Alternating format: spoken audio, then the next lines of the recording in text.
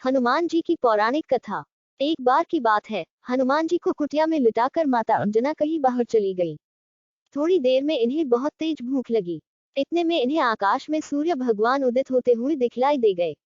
इन्होंने समझा कि यह कोई लाल लाल सुंदर मीठा फल है और बस एक ही छलांग में इन्होंने सूर्य भगवान के पास पहुंचकर उन्हें पकड़ा और मुंह में रख लिया। सूर्य ग्रहण का दिन था। सूर्य को ग्रसने के लिए राहु उनके पास पहुंच रहा था।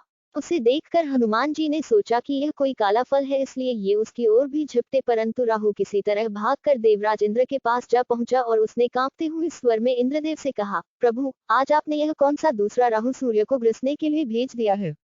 यदि मैं भागा न होता तो वह मुझे भी खा गया होता। राहु की बातें सुनकर भगवान इंद्र को बड़ा अचंभा हुआ। वह अपने सफेद रंग के ऐरावत हाथी पर सवार होकर हाथ में वज्र लेकर बाहर निकले तो उन्होंने देखा कि एक वानर बालक सूर्य को अपने मुंह में दबाए आकाश में खेल रहा है। हनुमान जी ने भी ऐरावत पर सवार इंद्र को देखा। उन्होंने समझा कि यह भी कोई खाने लायक सफेद फल है तो वह उस ओर भी झपट पड़े। यह देखकर देवराज इंद्र बहुत ही क्रोधित हो उठे। अपनी ओर झपटते हुए हनुमान जी से अपने को बचाया और भगवान सूर्य को छुड़ाने के लिए हनुमान जी की ठुड्डी धनु पर वज्र का तेज प्रहार किया, जिससे हनुमान जी का मुंह खुल गया और वह बेहोश होकर पृथ्वी पर गिर पड़े। हनुमान जी के गिरते ही उनके पिता पवन देव वहां पहुंच गए। अपने बेहोश बालक को उठाकर उन्होंने छाती से लगा लिया। माता अंजना भी वहां दौड़ी हुई आ पहुंची। हनुमान जी को बेहोश देखकर वह रोने लगी। पवन देव ने क्रोध में आकर अपना प्रवाह ही बंद कर दिया। हवा के रुक जाने के कारण तीनों लोकों के सभी प्राणी व्याकुल हो उठे तथा पशु पक्षी बेहोश होकर गिरने लगे। पेड़ पौधे और फसलें कुम्हलाने लगी। तब इंद्र सहित सभी देवताओं को लेकर ब्रह्मा जी स्वयं पवन देव के पास पहुंचे।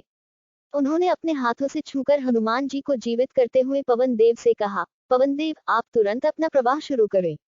वायु के बिना हम सब लोगों के प्राण संकट में पड़ गए हैं। यदि आपने प्रवाहित होने में जरा भी देर की तो तीनों लोगों के प्राणी मौत के मुंह में चले जाएंगे।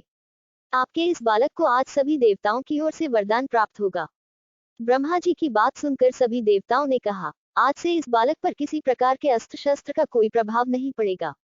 इंद्र ने कहा, मेरे वज्र का प्रभाव भी अब इस पर नहीं पड़ेगा। इसकी हनु ठुड्डी वज्र से टूट गई थी, इसलिए इसका नाम आज से हनुमान होगा। ब्रह्मा जी ने कहा, वायुदेव, आपका यह पुत्र बल, बुद्धि, विद्या में सबसे बढ़ चढ़कर होगा। तीनों लोकों में किसी भी बात में इसकी बराबरी करने वाला दूसरा कोई न होगा। यह भगवान राम का सबसे बड़ा भक्त होगा। इसका ध्यान करते ही सबके सभी प्रकार के दुख दूर हो जाएंगे। यह मेरे ब्रह्मास्त्र के प्रभाव से सर्वथा मुक्त होगा। वरदान से प्रसन्न होकर तथा ब्रह्मा जी एवं देवताओं की प्रार्थना सुनकर वायुदेव ने फिर पहले की तरह बहना शुरू कर दिया। तीनों लोकों के प्राणी प्रसन्न हो उठे। बोलो जय हनुमान और जय श्री राम।